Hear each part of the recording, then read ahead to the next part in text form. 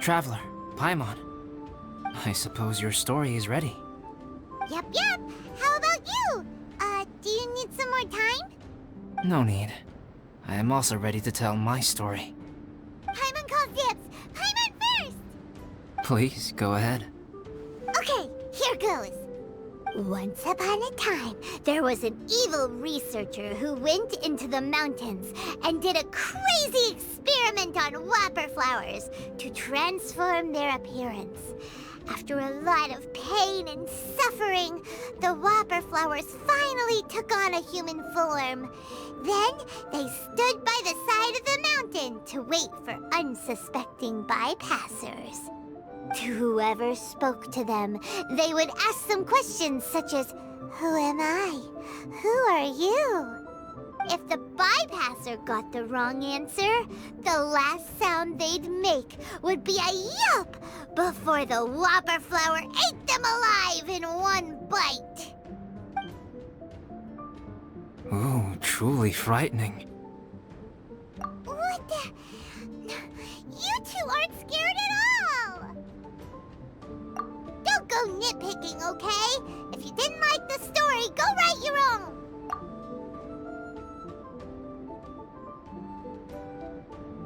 In other words, the whopper flowers would ambush and then completely replace their victims. And then what? Go back to where the person lives? Enter their home? Eat their whole family? Paimon made up this story, but now Paimon's the one who's scared by it. It's a good story. May I write it down? I may bring it up in future conversations. What for? Just to scare people with? Yes. You've got a real mean streak, Albedo. Mine is a little longer than yours. It starts with an alchemist. A great alchemist once created Subject 1. Subject 1 was her proudest achievement, and successfully blended into human society. No one ever would have thought that this friend of theirs was in fact a synthetic human. However, unbeknownst to Subject 1, the alchemist had tried the same experiment many times before he had come into being. Some of the rejects from failed experiments had been discarded, but had not died. Subject 2 was one such failed experiment. He was swallowed by a great dragon that came to rest upon a snow-swept mountain. Many years later, he was resurrected by the dragon's mysterious power. He saw all kinds of people on the mountain, including Subject 1, who had somehow miraculously blended in among them. Never in Subject 2's wildest imagination had he thought it possible for experimental life forms such as they to deceive everyone so successfully.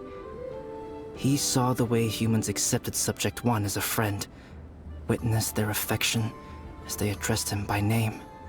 This was what Subject 2 wanted.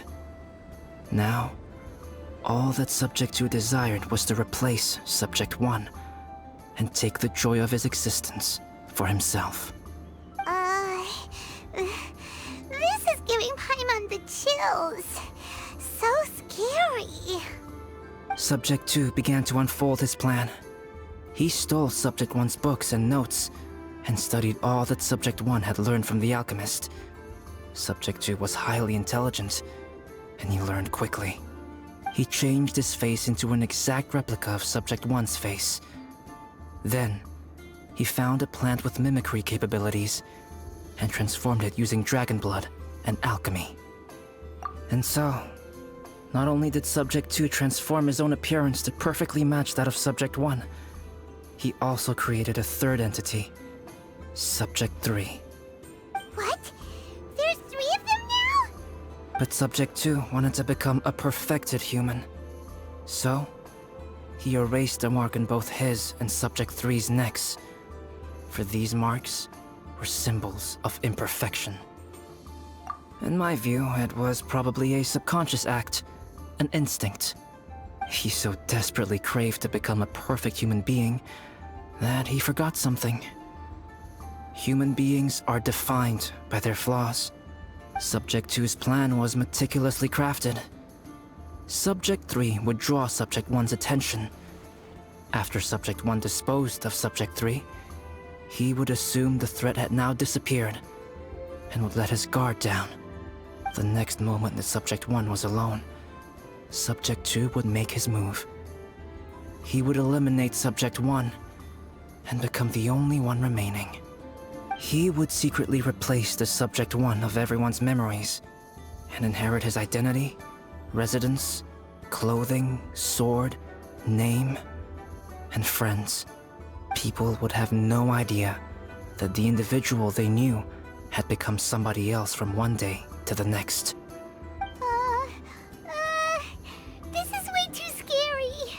Paimon's never gonna be able to trust anyone again. But just before Subject 2 could carry out his plan, a unique stranger entered the mix. Subject 2 tried to make contact with this person, but found that they could somehow sense he was different from Subject 1. What's wrong? Are you scared? What happened then? What happened to the stranger? He became a new stage in Subject 2's plan. One more person that Subject 2 had to dispose of. It's as if there were 3 identical roses in a garden. Only one of the 3 was a fine specimen, while the other 2 were defective specimens that bore poisonous thorns. In all the world, only the gardener who tended to them could tell which was the good specimen. People do not like poisonous plants. Only a perfect rose can fetch a high price. If the inferior specimens wanted to conceal the fact of their worthlessness, they would have to take the gardener out of the picture, using their poisonous thorns. This is exactly what Subject 2 was thinking. So, he hid in the shadows and waited patiently. Maybe soon, he would get his chance to become truly human.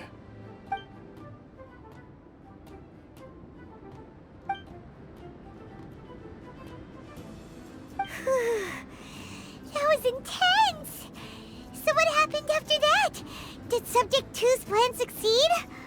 Paimon can't bear thinking about it. Fortunately, it is just a story. And even in this story, Subject 2 did not succeed. But you can never let your guard down on Dragonspine. Monsters mutated with Durin's power and blood are also creatures of Rhine-Daughter, just like me. You must beware of all such creatures. I'm glad to hear that. It's okay. I know what I am. You and I are both different, so there is no need for me to hide the truth from you. The only thing is that sometimes, when I think about how mighty the power of alchemy is, I feel so small. As beings who set foot in this world, how arrogant are we in desiring to control our destiny, and in desiring to create? Is creation an arrogant act, Traveler? If not, why do we call the ones that created us and control us gods? If it is, then what qualifies us to call ourselves creators? How far must we take our reverence and respect, and what purpose does it serve? Nothing special, but whenever I think about it, I feel a twinge of grief. Poor Albedo. Hello? Traveler, are you here? Hey, is that Amber? Thought we might find you here. We're here to deliver a message from Cyrus. There's gonna be a big event down at the base camp, and they want you there too, Traveler. Winter camp is nearing its end. Apparently, even provisional instructors are required to attend. Looks like we need to go, Albedo. Bye for now. Then I won't keep you. I have some things to attend to here, so forgive me for not seeing you down.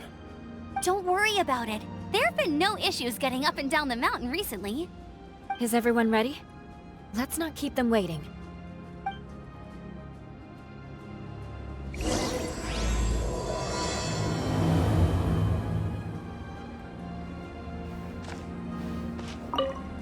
Go ahead. You're one of their instructors, no?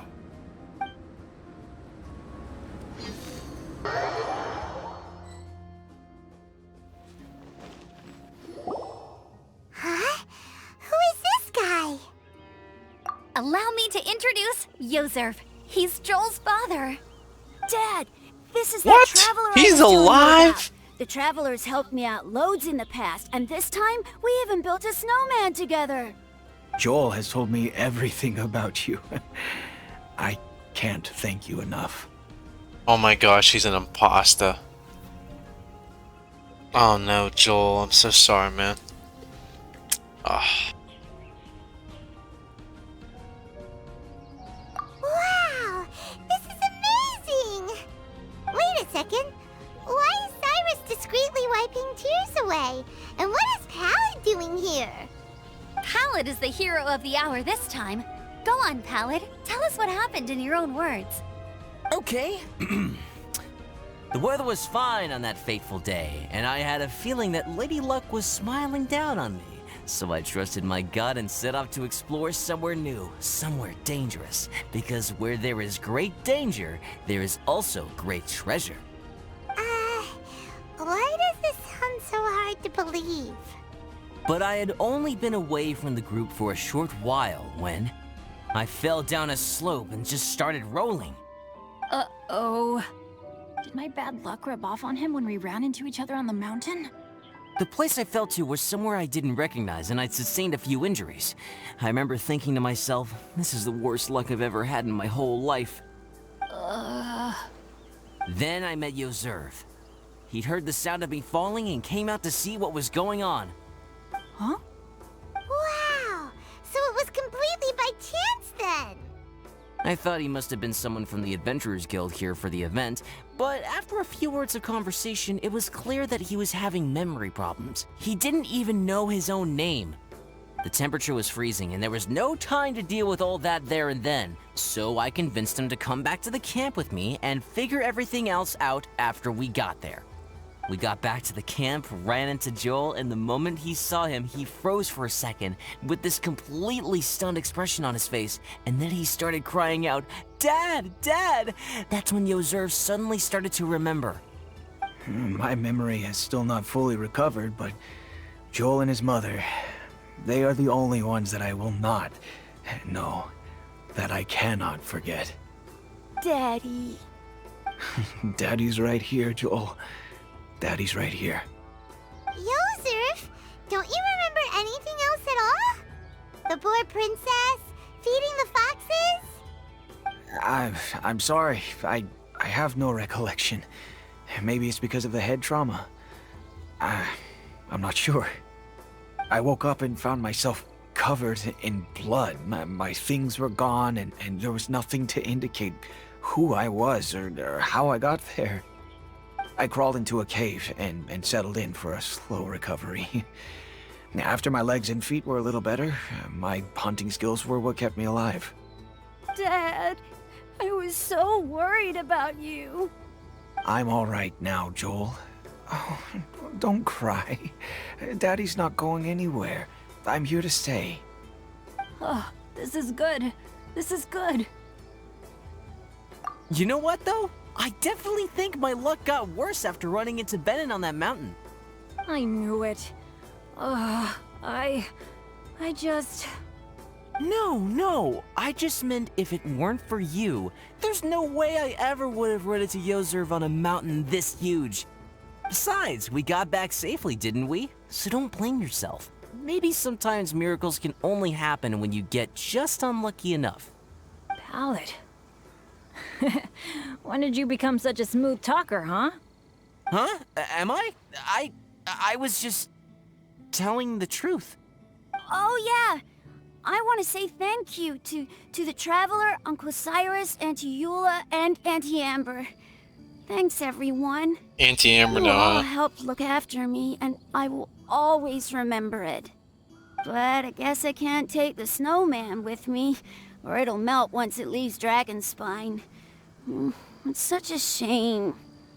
Oh, I can help with that. One moment. Huh? Eula? Here, take this. It's powdered rime. Just add it to your snowman, and it will never melt. Wow! What? Really? Oh, this is awesome! You're the best, Auntie Eula! Dad, I have And an I want one. snowman now! How cool is that? How can I ever repay you all? Thank you all. Thank you from the bottom of my heart. Dad, I want to go move the snowman. Can we do it now, please? Okay. I'll be leaving with Joel now. I'm sure I'll see you all another day. Very well, very well. It's time for Pallet and I to have another discussion concerning his breaches of adventurer discipline. Huh? But Cyrus, I think I kind of made up for my mistakes this time, you know? See you guys!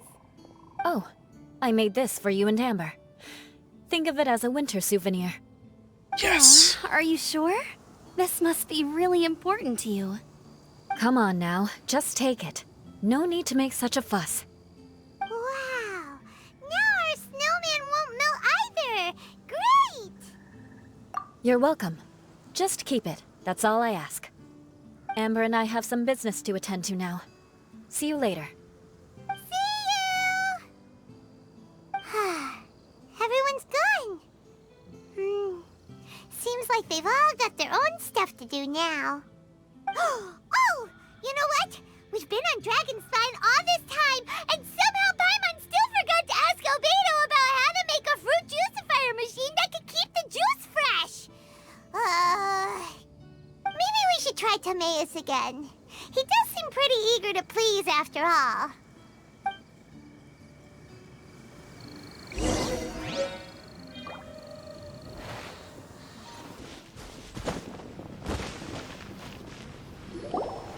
Timaeus! Traveler and Paimon, what can I do for you? Wait a minute. You've got that mischievous look on your face. Oh, you're not still thinking about that ridiculous juicer thing, are you? Timaeus, will you help us? Well, if the Traveler isn't really interested, then, yeah, maybe I'll give this one a pass. It's just the weirdest request ever. No, but Paimon's Sunsettias are gonna go to waste without it. And the time it would take me to research something like that, I could probably pick those Sunsettias again 10 times over. New research project, Timaeus? We meet again. Oh, Albedo, thank goodness. So the situation is, Paimon wants a machine that can turn fruit into juice and keep the juice fresh. I mean, surely it's... Majorly important, that's what it is. If you can manage to invent this, we'll never have to worry about fruit going bad ever again. That's impossible. What?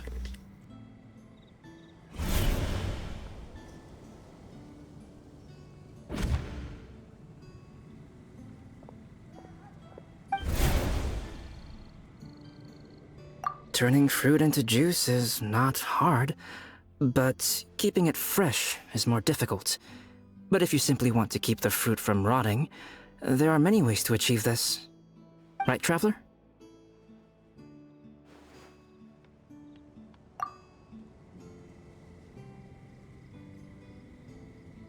What about his neck? What's happening? What's wrong? Is there something on my neck? From the look on your face, it's as if you thought I just played a practical joke on you that was in exceedingly poor taste. My goodness. Albedo, you were saying, how do you stop fruit from going bad? Well, one way would be to bury your fruit on Dragonspine, where the snow never melts all year round. But I'm so then confused. I won't be able to eat them. You could always live on Dragonspine. No, too cold for Paimon. Or you can give the fruit to me, and I would take it to Dragonspine for you. But since you don't like the cold, you'd have to send someone else to pick them up when you want them. This is where you come in, Traveler. Suddenly sounds a lot more feasible with other people doing all the work. Okay then, shall we go with that idea? Fruit buried on Dragonspine will stay fresh for much longer. However, It is also possible that the fruit will sprout and grow into fruit trees. Who knows? Maybe the next time you visit, it will have grown into an orchard. You can water the trees, add fertilizer, and when they finally bear fruit, you will have some fresh sunsettias. No way! Then Paimon will have to be a gardener! That's not the goal here. Oh? Well, I don't think being a gardener is so bad.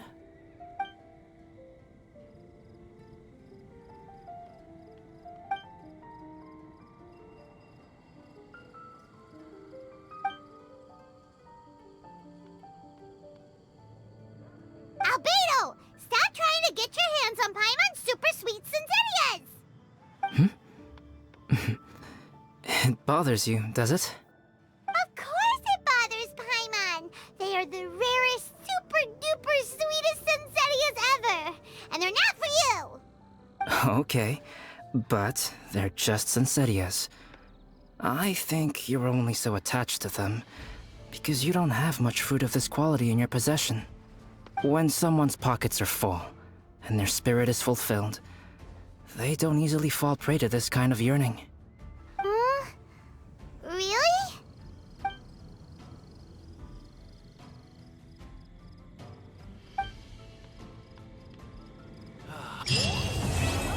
How can I help you? Wait, that's it?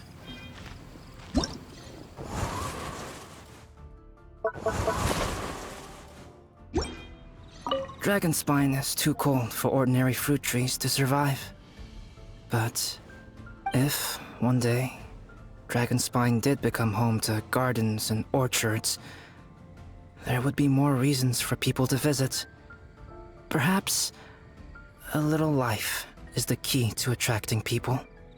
Life may exist in all kinds of unfathomable forms, and in all manner of unthinkable environments.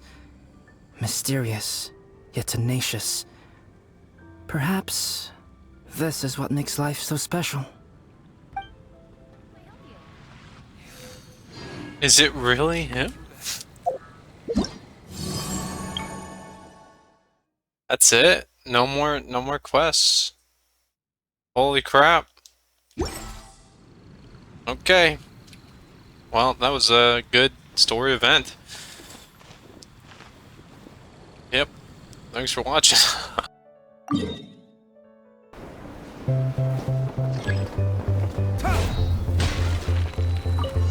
Alright, let's go.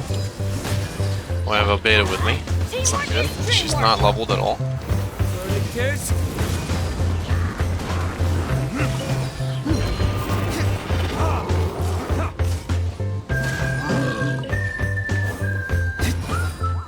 Eyes on me! Let me leave you alone. Everybody stand back!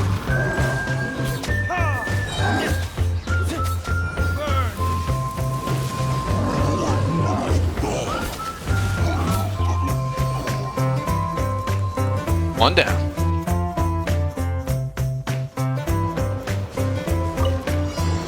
There is no escape! Okay, that's the last one.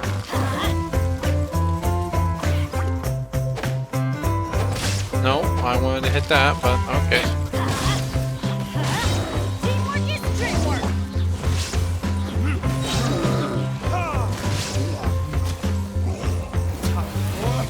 Retribution! Inazuma shines eternal! Illusion shattered! Everybody stand back!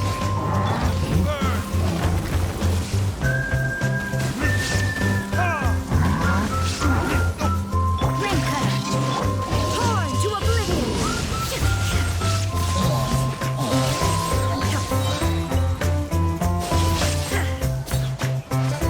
Last one completed. Okay, now we're gonna melt some ice.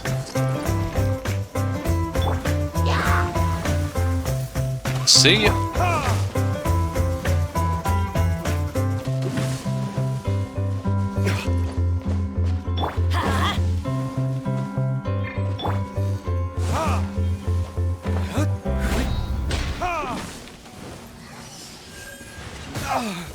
It's the Ice Queen.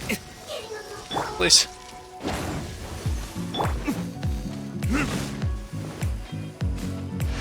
I'm going in.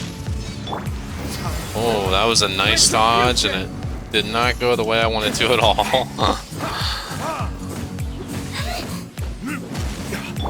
Now you shall perish.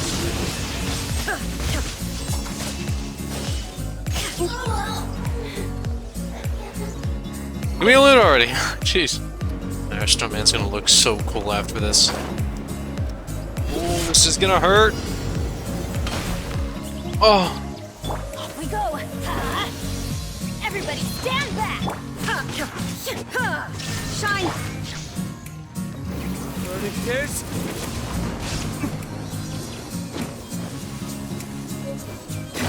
Ooh, okay, didn't see that there.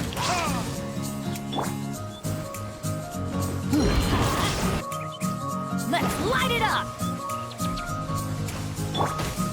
Is that all you've got? Okay. Dragon Spawn is dangerous. Oh. That was the last one. Now we save the best for last. Alright, let's do this.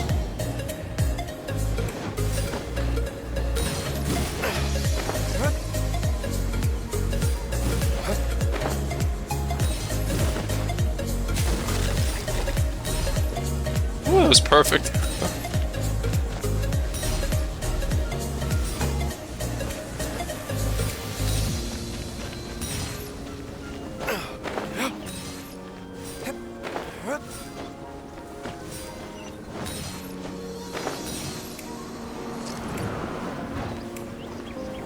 Ooh, too high, too high.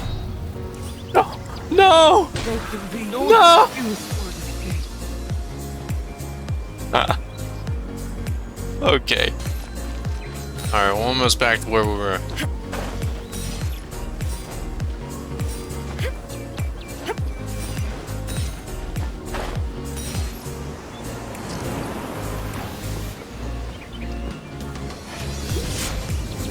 There we go.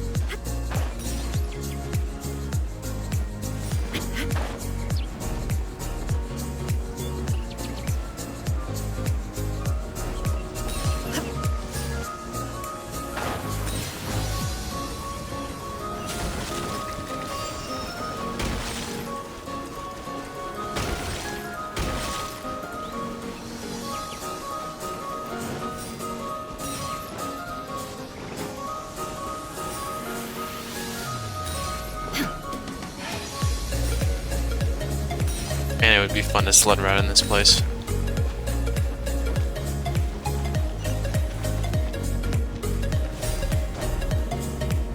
What? What? No, please. Don't do this to me. My stamina. Don't look at me. Don't look at me, please. I don't think we're making gold this time, boys.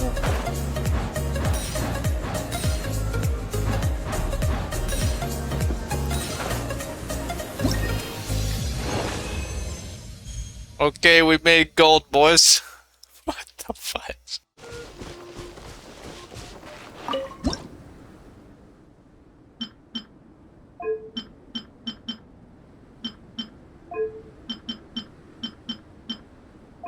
The Winter Shogun approaches.